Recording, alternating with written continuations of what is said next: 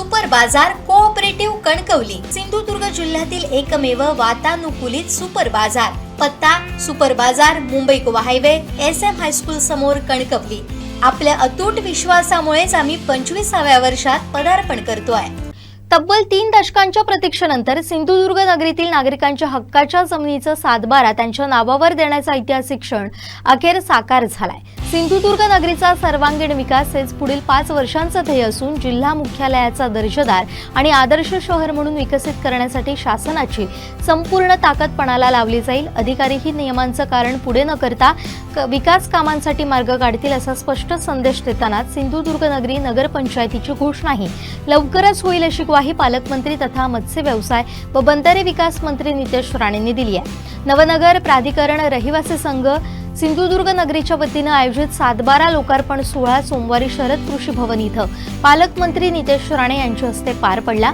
यावेळी जिल्हा परिषद अध्यक्ष प्रमोद कामत, पोलीस अधीक्षक डॉक्टर मोहन दहिकर, भाजप जिल्हाध्यक्ष प्रभाकर सावंत, उपाध्यक्ष दादा साईल, तहसीलदार चैताली सावंत, जिल्हा परिषद सदस्य सुप्रिया वालावलकर, पांडुरंग मालवणकर, परशुराम परब, प्राधिकरण संघाचे अध्यक्ष आदेश नाईक उपस्थित होते।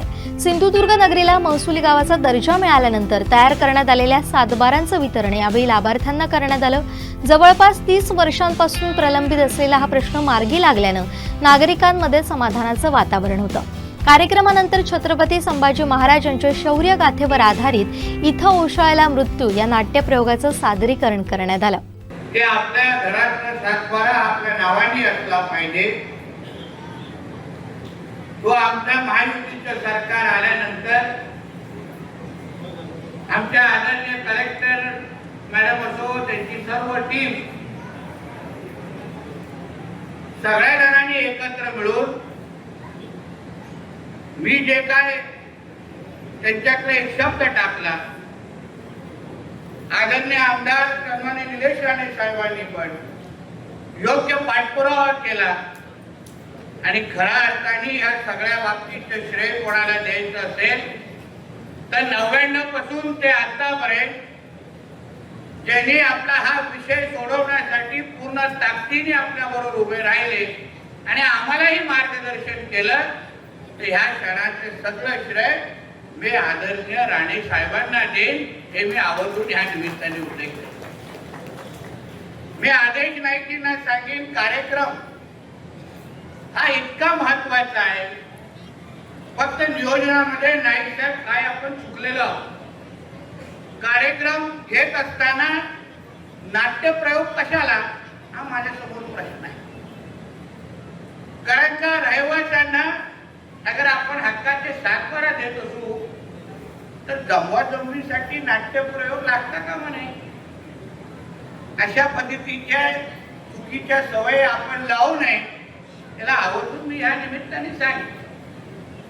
कारण का या दिवसापर्यंत पोहोचण्यासाठी, सातबारा मिळवण्यासाठी जी मेहनत राज्य सरकार आणि सगळ्या जणांनी घेतली आहे, त्यासाठी लोकांनी उत्स्फूर्त पद्धतीने इथे येऊन सरकारचे आणि सगळ्या जणांचे आभार मानून येणाऱ्या दिवसामध्ये आपल्याला आमच्याकडून काय काय अपेक्षा आहे अशा पद्धतीचं अतिशय सकारात्मक असं वातावरण खरं म्हटलं तर अनुभवायला भेटलं पाहिजे।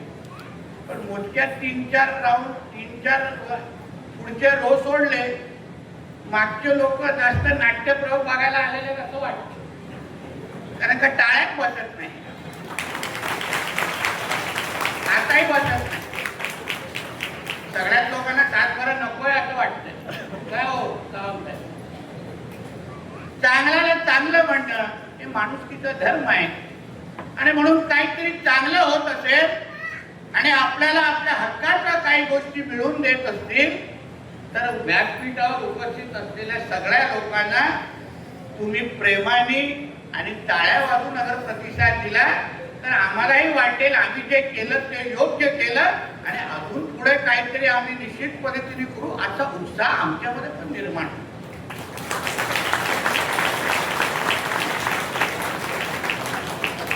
आम्ही आजच दुपारी बावनकुळे साहेब आलेले, महसूल मंत्री शेखर सावंत साहेब, आम्ही त्यांना सिंधुदुर्गाच्या बाबतीमध्ये लोकांबद्दल सांगत होतो की साहेब इथे टाळ्या मिळवणं फार अवघड आहे, आमचे लोक टाळ्याच मारत नाही, नेमकं खुश कसं करायचं हे आतापर्यंत रहस्य मोहनजी फक्त राणे साहेबांकडे आहे. आम्ही सगळे शोधतोय नेमकं लोकांना समाधानी करायचं कसं. घरं दिली, सातबारा दिल्या, सगळ्या अजून सुविधा देऊ, तरी पण काही प्रतिसाद आपल्याला दिसत नाही. आणि म्हणून आपल्याला आवर्जून सांगेल की आम्ही शेवटी आपल्या प्रेमाचे आणि विश्वासाचे भूके आहोत.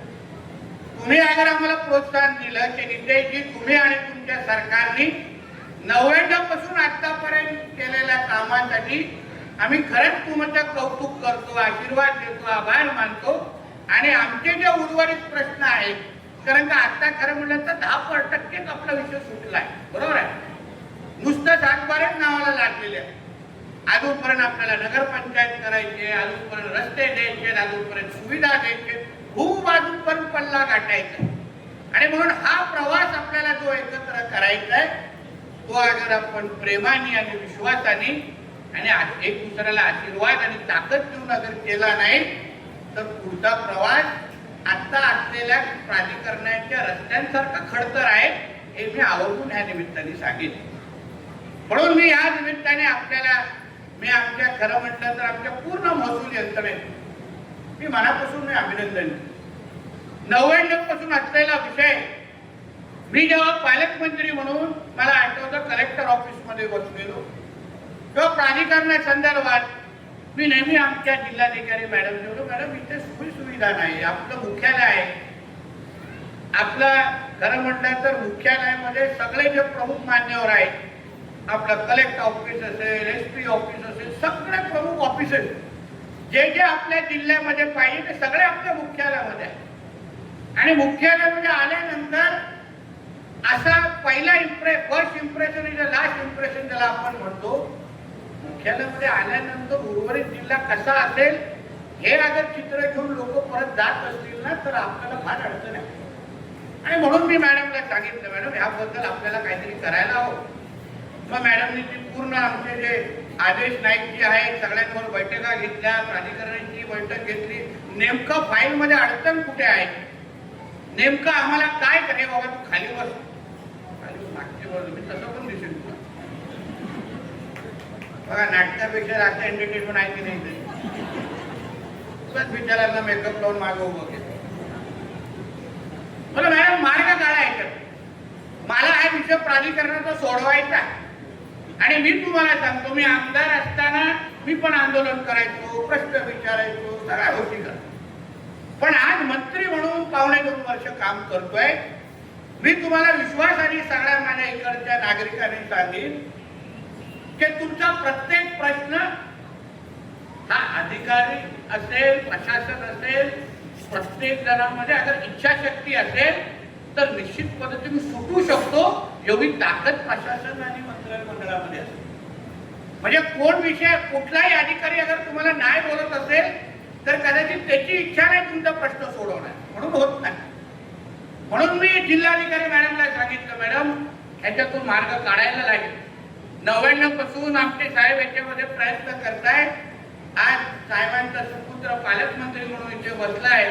मला या प्राधिकरणाचा आणि ह्या पूर्ण भागाचा पूर्ण पद्धतीने कायापलट करून दाखवायचा आहे. तुम्ही मार्ग काढायला सुरुवात करा, मार्ग काढायला सुरुवात. आणि बघा आम्ही मार्ग काढायला सुरुवात केला कसं इथपर्यंत पोहोचलो. म्हणजे आता इतक्या वर्षी काय होत होतं याचा फक्त तुम्ही अंदाज. आणि म्हणून आम्ही ठरवलं अजून 3 वर्ष 29 पर्यंत, आज 2.5 वर्ष झालेले आहेत आमच्या महायुतीच्या सरकार.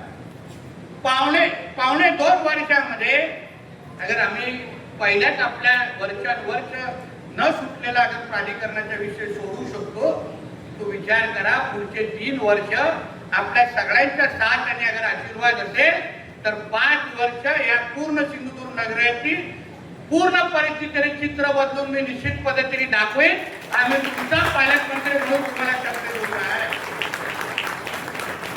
आणि अशक्य काहीच नाही. आमच्यावर सोडा, मी कारण देणाऱ्यापैकी माणूस नाही. मला रिझल्ट पाहिजे असतो, म्हणजे डिलिव्हरी करणारा माणूस आहे. मला लोक अधिकाऱ्यांना मी एवढंच सांगतो मार्ग काढायला शिका. मला नियम कायदे शिकून बसवू नका. नियमामध्ये बसवायचं कसं हे सांगा. हे संस्कार साहेबांनी पण देऊन आम्ही आज या पदावर येऊन बसलेलो आहे. आणि म्हणून तुम्ही निश्चिंत राहा सगळे. जे जे विषय आमच्या बालावलकर मॅडमने, आमचे प्रभाकर सावंतजी असतील, आमचे दादासाहेबजी असतील, आता तर राणेच आमदार आहेत आणि राणेच पालकमंत्री आहेत आणि राणेच खासदार.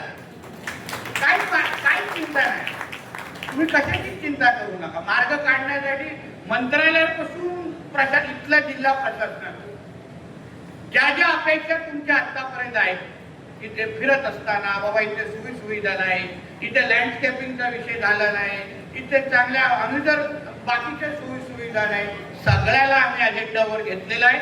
हा फक्त एक विषय आम्ही मार्गे लावलेला आहे. उर्वरित विषय मार्ग लावण्याच्या दृष्टिकोनातून पूर्ण ताकद आम्ही पणाला लावलेली आहे.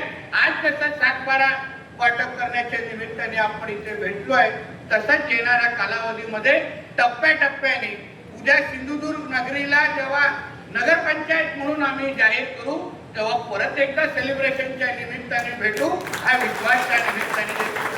फक्त त्यावेळी नाटक लागलेलं नसेल एक लक्षात घ्या, असं द्यायला लागेल, असं द्यायला आणि एवढी त्याच्यापेक्षा जास्त गर्दी करायला लागेल. म्हणून या निमित्ताने आपल्याला सांगितलं, आपण जे काय आज इथे एकत्र राहिलेला आहे सगळ्या हे अतिशय सकारात्मक पद्धतीचे सगळे विषय आज माझ्या समोर आहेत.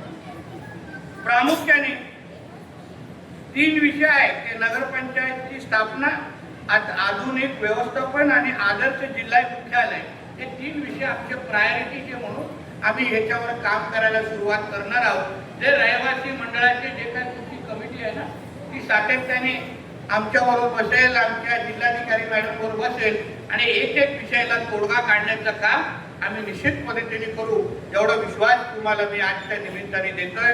परत एकदा ज्या लोकांनी आमच्या प्रशासनामध्ये ज्या लोकांनी आज कलेक्टर मॅडम येऊ शकले नाही, काही इमर्जन्सी मीटिंग आली त्यांना, पण तरी आमच्या सावंत मॅडम त्यांच्या प्रतिनिधी आहेत आणि प्रशासनामध्ये ज्या लोकांनी अतिशय मेहनत करून दिवस रात्र मेहनत करू, तसा हा फार किचकट विषय होता. तुम्हाला आता फक्त हातात कागद दिसत असेल 7/12चा, तिथपर्यंत पोहोचण्याचा प्रवास फार अवघड होता.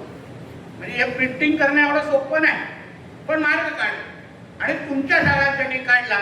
तसाच येणाऱ्या कालावधीमध्ये आपल्या ह्या पूर्ण परिसराला एक दर्जेदार शहर म्हणून कसं आम्ही तयार करू शकतो, त्यासाठी सगळी ताकद पणाला लावू, एवढा विश्वास जिल्ह्याचा पालकमंत्री म्हणून मी तुम्हाला देतो.